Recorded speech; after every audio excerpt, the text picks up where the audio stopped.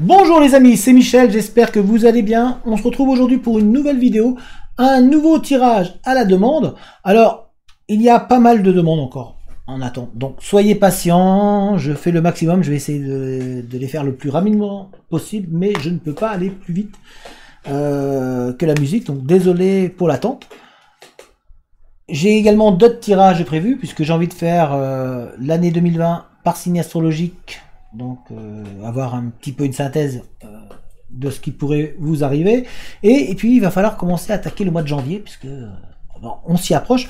Donc patience pour les tirages à la demande, hein, ils arrivent. En tout cas là, on va s'attaquer au tirage d'aujourd'hui qui est Poisson avec Verseau en rupture sentimentale. On va voir donc qu'est-ce que ça peut donner, quel message on a pour vous. On est parti, on se dirige vers le tapis et on attaque le tirage. Voilà, alors, Poisson avec les Verseaux en rupture sentimentale. Alors il faut savoir que les Poissons, c'est un signe d'eau. Les natifs du Poisson sont habituellement compatissants, dévoués, protecteurs et sensibles. Ils sont peut-être parfois trop sensibles, mais peuvent être orgueilleux ou pessimistes et dévoilent rarement leurs sentiments aux autres. Les Verseaux, quant à eux, c'est un signe d'air. Les Verseaux sont souvent intelligents et indépendants, mais aussi sympathiques. Souvent intéressés par la philanthropie ou par des causes humanitaires, les natifs du signe astrologique du Verseau semblent souvent impassibles et détachés et affichent peu leurs émotions par rapport aux personnes nées sous les autres signes astrologiques. Voilà en ce qui concerne les caractères des signes du Poisson et du Verseau. Et maintenant, on va regarder quel message on a pour les Poissons et les Verseaux qui sont en rupture sentimentale. On est parti. Alors, nous avons Scorpion. Alors, les Scorpions, dans la relation Poisson-Verseau en rupture sentimentale, il y a beaucoup de passion entre les deux. On sent qu'il y a une énergie qui peut bien découler dans ce couple, qui peut vraiment donner beaucoup de belles choses. Mais en même temps, on sent aussi qu'il y a peu de place à l'erreur. Que vraiment, il faut que ça fonctionne et que ça aille ensemble très très vite. Et là, on sent que dans cette relation, dans cette rupture sentimentale, eh ben, il va falloir relever les manches pour pouvoir essayer de repartir vers l'avant.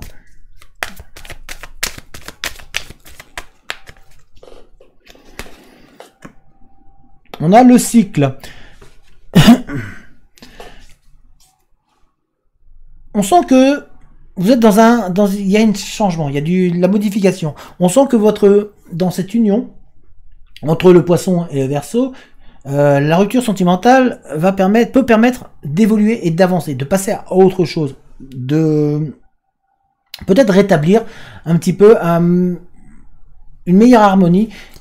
Parce qu'on sent que d'un côté, il y avait un signe qui était mis plus en avant qu'un autre. On sent qu'il y a un des signes qui s'oubliait, qui derrière nous trouvait, du coup, a fait que la relation ne pouvait pas vraiment aller plus loin et aboutir à autre chose que cette rupture sentimentale, puisque il y avait comme une mise à l'écart, un petit peu, comme si un s'oubliait complètement aux dépens de l'autre, en cherchant à donner davantage et à plaire davantage à l'autre. On sent que dans cette relation, il y avait un déséquilibre, un petit peu. C'était vraiment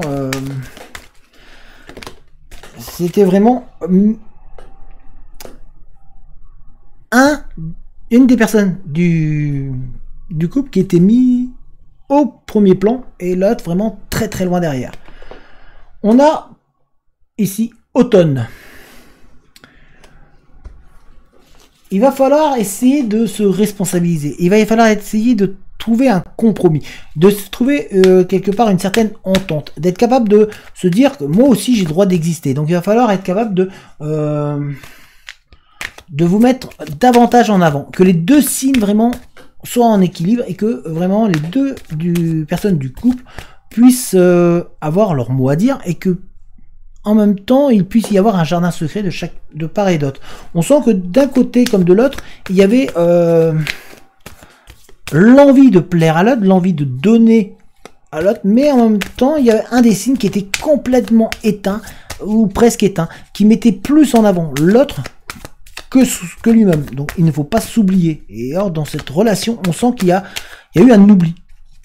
Il y a eu une des personnes qui s'est oubliée, qui s'est éteinte, qui s'est rabaissée face à l'autre.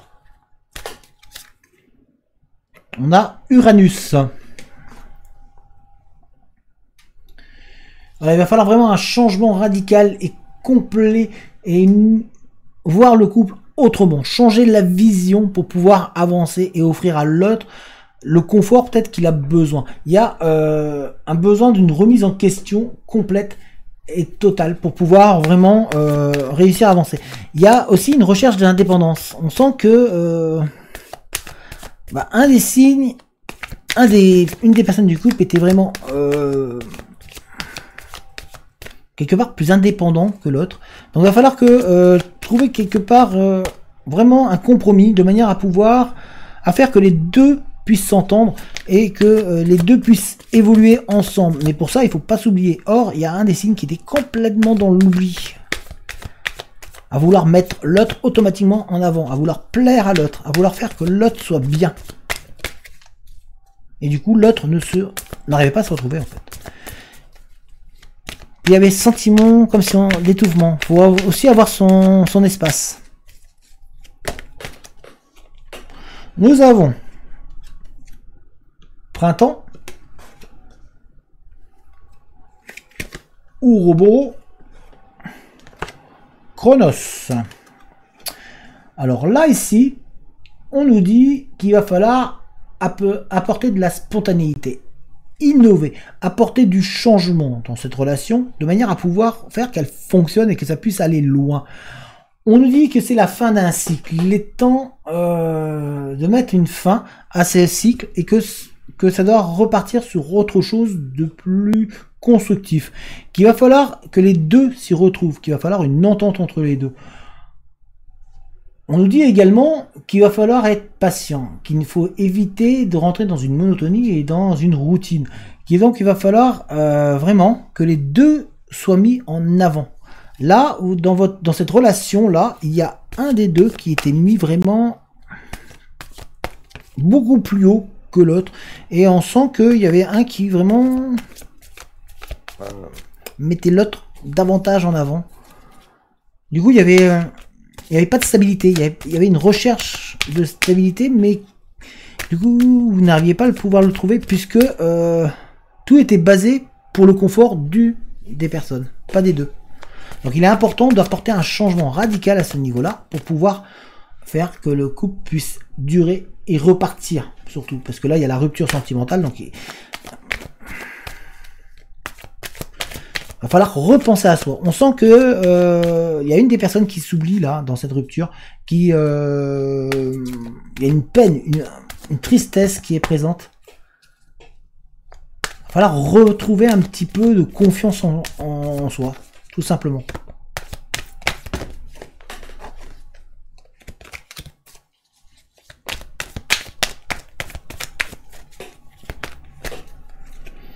On a le voyage. Il va falloir faire un voyage profond en vous-même. Vous vraiment remettre une remise en question, et c'est en votre vous intérieur. Il va falloir être capable de vous dire qu'est-ce que vous voulez vraiment. Est-ce que vous êtes prêt à changer, à apporter des modifications, à arrêter de mettre l'autre automatiquement en avant. Il faut savoir que l'autre a besoin aussi de son espace vital, a besoin de pouvoir se retrouver, se ressourcer, avoir sa bulle. Donc il va falloir être capable de ne pas l'envahir, mais il va falloir aussi être capable de ne pas s'oublier soi-même. Vous avez tendance, un des couples, un des deux, a tendance à s'oublier, à se mettre vraiment en retrait, de manière à donner du confort à l'autre. Mais la question qui vient en tête, c'est: et vous? Vous êtes où dans cette relation? Où est votre place? Donc il va falloir rééquilibrer. Pour que ça marche, cette relation, il faudrait vraiment rééquilibrer la donne, rééquilibrer les données, et faire que chacun y trouve son compte. Mais on sent que là, il y a eu un moment d'oubli dans la relation.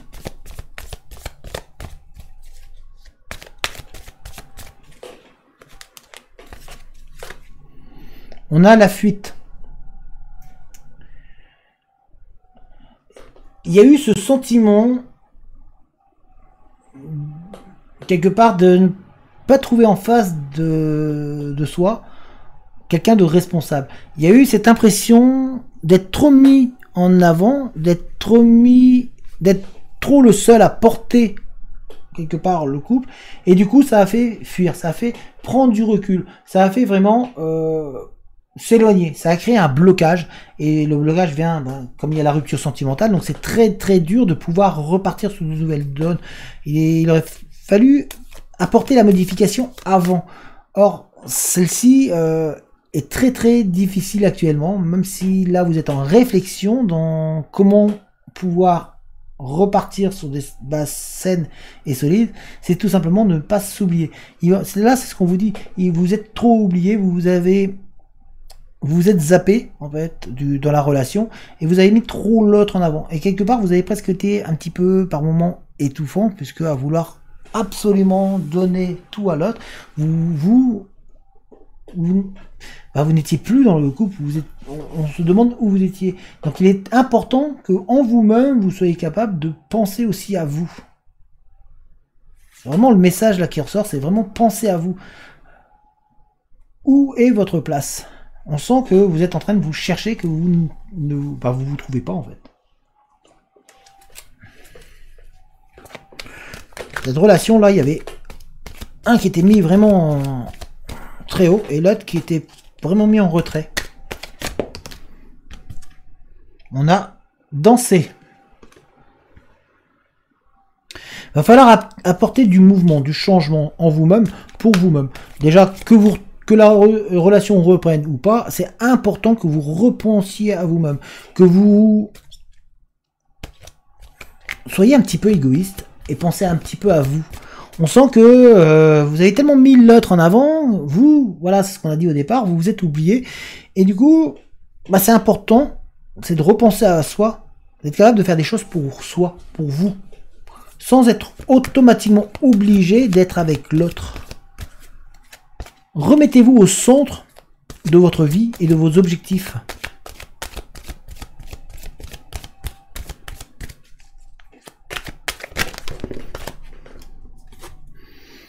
Nous avons pourpre.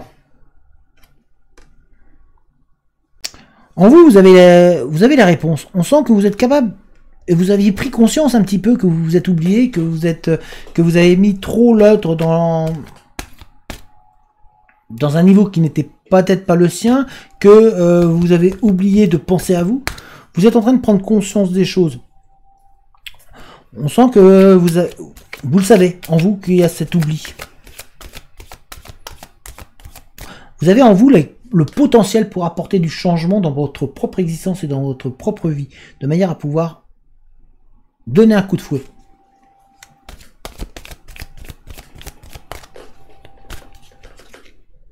On a pissenlit. Il va falloir être persévérant. Si vous voulez vraiment récupérer, que cette relation reparte, il va falloir être persévérant. Il va falloir être en prise d'initiative, être capable de prendre sur vous et de vous remettre en cause, de vraiment reprendre un peu les rênes et montrer que vous êtes capable vous aussi d'avoir des décisions et d'être de nouveau au centre de votre vie et de vos envies, que vous êtes capable d'avancer sans obligatoirement être avec l'autre. Il va falloir que vraiment vous vous remettiez en activité, que vous vous reboostiez. On sent que vous étiez endormi quelque part, et là on vous dit il faut se réveiller, il faut vous remettre un petit plein d'énergie et vraiment repartir vers l'avant. Reprenez la prise de contrôle et votre prise de pouvoir sur vous-même. Et on a être cher, perdu. Vous allez avoir besoin de soutien. Vous allez avoir besoin aussi d'être pardonné. Il va falloir réussir à pardonner cette rupture, à pardonner en vous-même et à vous pardonner vous, surtout pour pouvoir avancer. On sent que vous vous en voulez de cette séparation, de cette rupture, vous avez pris conscience des choses et quelque part vous en voulez vraiment. Donc il va falloir vous pardonner. Pardonnez-vous parce que ça sert à rien déjà d'une, c'est ce qui est fait est fait, et de deux, c'est vaut mieux montrer que vous avez compris et avancer. Pensez à vous. C'est vraiment important pour vous et pour votre bien-être.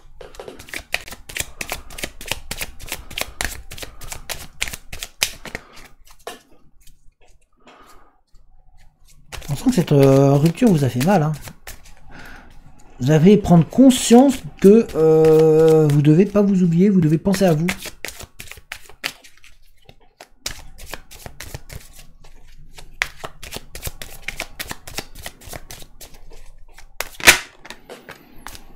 Alors, nous avons les nuages. Le temps pourrait s'éclaircir entre vous. Les choses pourraient évoluer. Mais il tient qu'à vous, en fait, de pouvoir reprendre vraiment l'avancée. Alors, par contre, ça va être compliqué. Vous avez beaucoup de savoir et de connaissances qui arrivent.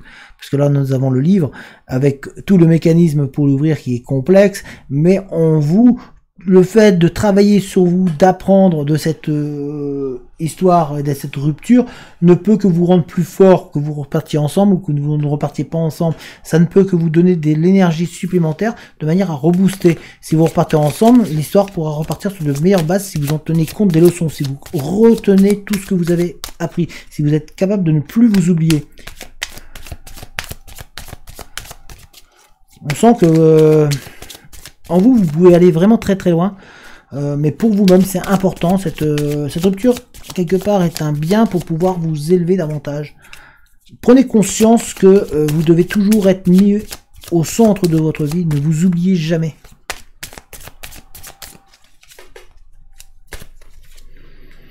On a le bouquet. Il y a vraiment beaucoup de sensualité et de bien-être qui va ressortir de cette rupture. Même si là, vous n'en prenez pas conscience, mais il y a des choses très bien qui peuvent en être. Et on sent que vous pouvez grandir encore davantage. On sent que vous pouvez sortir vainqueur de cette rupture et que celle-ci peut repartir sur cette relation peut repartir sur de bonnes ondes. Mais ça va être compliqué parce que voilà, c'est jamais évident, mais il y a vraiment cette possibilité ensemble d'avancer une fois qu'on a chassé les mauvaises ombres et qu'on a pris conscience de ses propres erreurs. Vous avez les réponses en vous quelque part. Donc croyez-vous, pardonnez-vous déjà. Pardonnez-vous à vous-même et pardonnez à l'autre. En fait, là, ce qu'on vous dit, c'est de vous donner une seconde chance, mais le choix ne vous revient pas obligatoirement. Vous êtes deux dans le couple. L'étoile, on vous montre la direction, on vous dit vers où aller. On est en train de vous préparer pour des lendemains meilleurs. Gardez vraiment cet espoir en vous.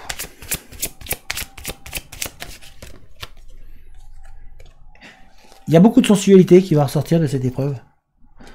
L'union peut être vraiment très bien, mais ne soyez pas dans l'attente. Là, on voit ici, la personne, elle est dans l'attente. Vous ne soyez pas dans l'attente. Vivez pour vous. Ne soyez pas comme cette dame-là qui est là en train d'attendre et qui s'oublie. Reprenez votre vie en main. C'est ce qu'on essaie de vous dire en vous montrant le chemin à parcourir et le chemin à faire. Tout peut être plus beau et plus grand derrière. Mais il va falloir vraiment prendre conscience de vous-même.